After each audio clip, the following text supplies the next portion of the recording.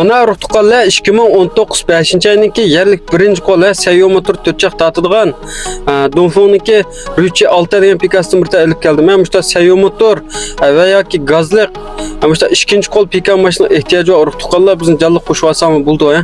Qo'llash ustim birta jurang jalliq pesib qo'ygan bo'lsanglar, mashinamizning yili 2019 5-ayning Sayo motor Android ekran 4 tatadigan 5 xota xurum o'rindiq tozlarni, rol tozlarini yangidan Çestek kedirip koygan buna. Aslı javdiyanızı tatip emis bu ya. Ama işte ikinci kol işte yerlik pakiz pika ihtiyacı var tuqalla 155 69 33 33 72 degan numaralar aloqalashib kelsangiz bo'ldi. Har qanday pika ihtiyacı var tuqalla bizde bu ya. Mayli qimmat olsun, mayli azam olsun, har qanday pika alsangiz bizde to'liq chiqdi.